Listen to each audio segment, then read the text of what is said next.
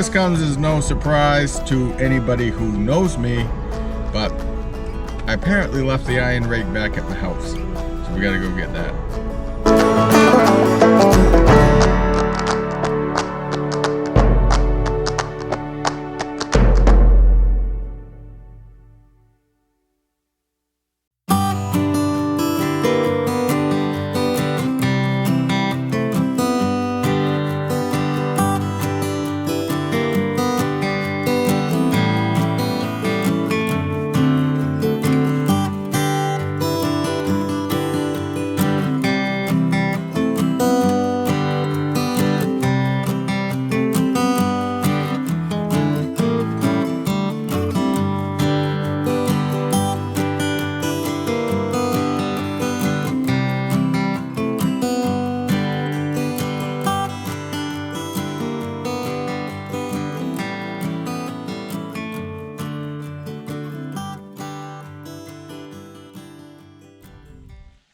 I'm standing in the north field of Quinn's Tree Farm.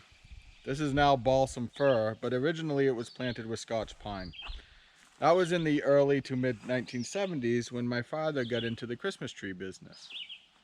See, my dad has lived in Cornville for his entire life. In fact, he lived just up the road at the corner here. And he wanted to start a college fund for my sister and myself. Now, the local tree farmer was Carlton Hodges, and he ran Hodges Tree Farm. And Cornville had about 100 acres of cultivated Christmas trees. So Dad planted 3 acres of Christmas trees. After the 70s and early 80s, Scotch pine kind of went out of favor, and this tree field was planted over to balsam fir. The north field is about 2.5 acres. We can plant about 2,000 to 2,500 trees. After my dad took over at the theater at Lakewood, we kind of got out of the tree farming business, and we entered into a land lease agreement with a local tree grower. Now, how land lease works is typically you as the landowner keep the land in your name, but you allow a Christmas tree grower to plant trees on it. They plant the trees, they tend to the trees, they maintain the trees, and when it's time to harvest the trees, they will pay you an on-the-stump price for the trees that they take. The upside for the landowner is that they have their fields making them a little bit of money, and they get to look at a nice pretty tree field, a well-maintained tree field, which attracts wildlife that you might not otherwise have. And you can make a couple $1,000s a year once it's harvest time. The upside for the tree grower is that they don't have to invest a lot of money up front on purchasing acres and acres of land, and they don't have to pay the property taxes on it every year.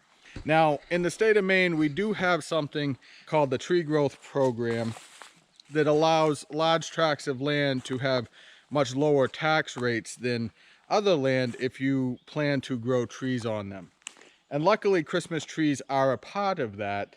The only downside for a Christmas tree grower is that you have to have 10 acres of contiguous land, and you have to have a forestry management plan. And a lot of tree growers like myself don't have 10 contiguous acres. When we took over the fields in 2018, they were in rough shape. One of the things about Christmas trees is you have to maintain them. They're not a set it and forget it. And there's no point investing time into Christmas trees that get away from you, so the field kind of got neglected for 3 or 4 years. One of the new projects going on here at the tree farm is a little expansion project. Cornville was all farmland back in the day, and as times moved forward, it grew up into forested land. We have about 1/3 of an acre of a field that got plowed, but it was never harrowed. We're talking pre-World War II here. My dad tells stories of my grandmother talking about it, but Dad's 70 and he never remembers it being anything but trees. And this is it. So you can see the rock wall behind me. Those are a sure sign that there was a field here once. My neighbor Josh is a part-time forester, so to speak, and he's got a chainsaw and a winch on his tractor, and he likes to cut firewood. After it's all done, we're going to take one of the forest mulchers come through, grind all the stumps down, get it back to its natural flat surface, and then we will plant Christmas trees. We're going to be able to get about 300 Christmas trees in this area, and with the other expansion projects that are going on at the field, we'll probably have room for another 500. The trees that are being cut down are going to be put to good use. The trees, the hardwood trees, will be cut for boardwood and firewood, and the softwood will be used for pulp and some dimensional lumber for building houses and sheds and other things like that. So I'm here at the edge of the wild woods. Behind us you can see the overgrown Christmas trees that are eventually going to be cut down and we will plant as a new cultivated Christmas tree area. But until then, I wanted to leave them growing because we can use the tips from the trees to make wreaths and garland and other arrangements. Believe it or not, there's a lot of people that like natural looking Christmas trees. And I sold quite a few out of the wild woods last year. But I had people that were truly excited about getting a wild woods Christmas tree. They wanted that natural look. Either the Charlie Brown style or in more recent times, the Clark Griswold. In fact, there was so much positivity about the wild woods that I might take a section of field and create a wild woods area. I might trim the leaders down a little bit, mow around the trees, but that's about it. And just see what happens. At the end of the day, what am I out? A little bit of hard work and $1.10 per seedling. It might be worth it. As we walk over to the south field, I thought I'd talk a little bit about layout plans. It takes about 7 to 10 years to get a tree to a point where it's saleable. In order to build up a customer base, you want people to come back year after year and get a good Christmas tree. If I planted 3,000 Christmas trees and I wasn't available to be open until 2030, I'm not going to have very much of a customer base. And then certainly the 1 year that I'm open and I sell 3,000 Christmas trees, it's going to be difficult to maintain those customer relationships. So my initial plan was to plant about 500 Christmas trees a year over the 3 acres, which would give me about a 6-year rotation. The downsides of that is it limits the amount of trees that I can sell. I would have to shut my field off every year once I get to the 500 mark. But the upside is those 500 customers would continue to get good Christmas trees year in and year out. I've modified that plan a little bit. I think that I can find land to grow Christmas trees on. And if I plant 1,000 Christmas trees a year, it still gives me 2 to 3 years before I have to have a lock on a different piece of land in order to expand the tree field. And that's plenty of time. So as you can see, there's a lot of differences in the south field. It's smaller, it's only about 1 acre big, and the trees are in much better shape. This is an example of a field that didn't get neglected. The trees are much tighter together. They've been sheared every year. One thing that you might notice is these Christmas trees are spread out quite a ways apart. This looks to be about a 12 by 4 or 12 by 5 pattern. It's not my pattern of choice. However, for a choose and cut field, it's not terribly bad. And where this is going to be my premier field, hopefully for years to come, I'm quite okay with having the trees spread out a little bit. So as we head up to the Assover tree kettle field, I thought this would be a good time to do the everyday reminder of don't forget to like and subscribe. Hit the notification button if you like seeing these videos. Give the video a like. It helps. It works with the whole YouTube, whatever it does up in the sky, and it gets people to like my videos. Leave a comment. If you have stories about Christmas trees that you want to share, tell me. I'd love to hear them. So share those stories with me. So here we are at the Assover tree kettle field. This is the first field that I've done a land lease agreement with, and I stuck with my family. So this is my sister's field, and this is where she makes her Assover tea kettle Bloody Mary mix. A little shout out, it's pretty good if you like Bloody Mary mix. I haven't heard very many complaints about it, and people seem to buy it up all the time. So there you go, Katie. You're doing a good job, and I love it. So Katie allowed me to plant the 500 trees in here that we've been talking about. And when it's time to harvest, I'll pay to cut the trees out of the field.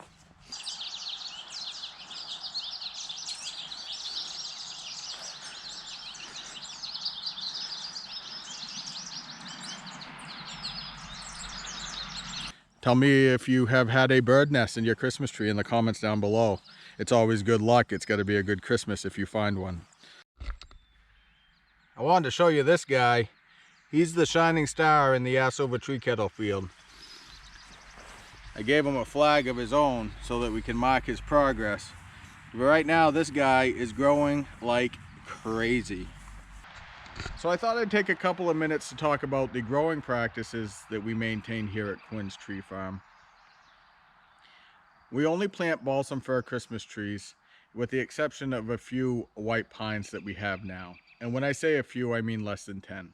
Eventually, I'd like to get 50 to 100 to use as specialty Christmas trees, but they do come with their problems and they're not as popular as the fir Christmas trees. Right now, we use exclusively Maine Christmas Tree Association seedlings. We hand shear all of our Christmas trees here at Quinn's Tree Farm using pruning shears. There are many ways to shear Christmas trees: knives, power tools, hand shears, clippers. We find the hand shears to be the best way to individually take care of a Christmas tree. It takes a little bit longer to shear each tree, but you can get a more precise shape with them. We also basil prune all of our Christmas trees. Basil pruning is labor intensive, but it allows the tree to grow a nice solid stem or tree trunk that you can place into a Christmas tree stand when it's time to go into someone's house.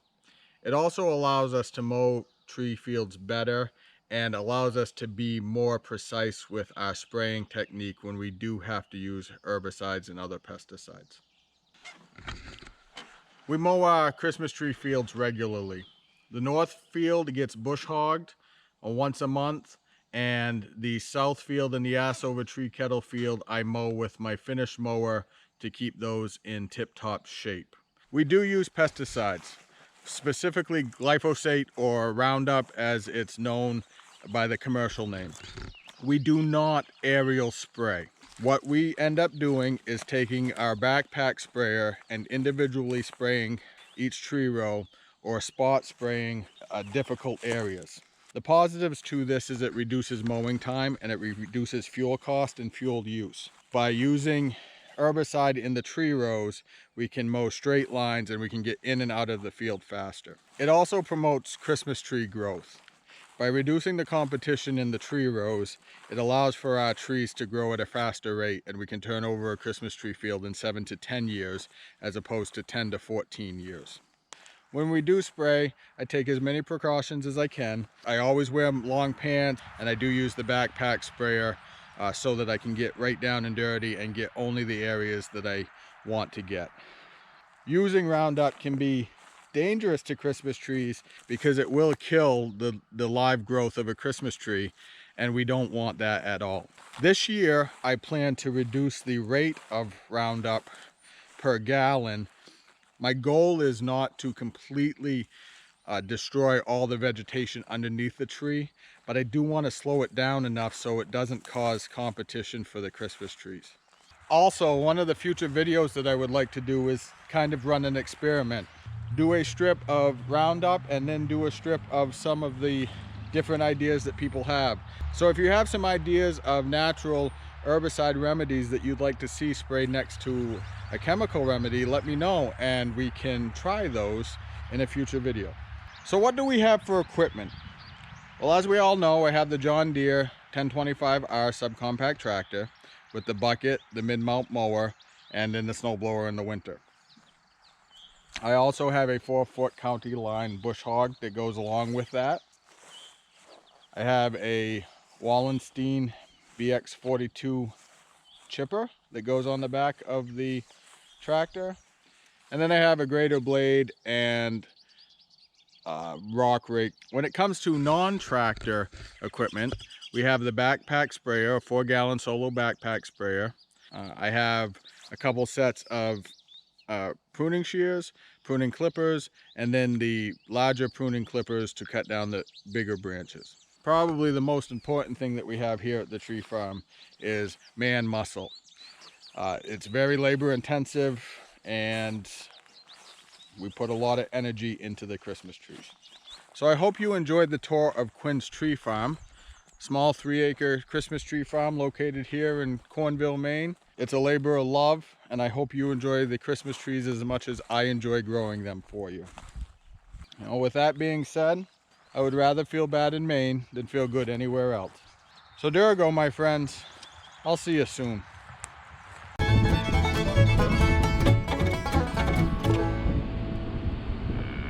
Ah!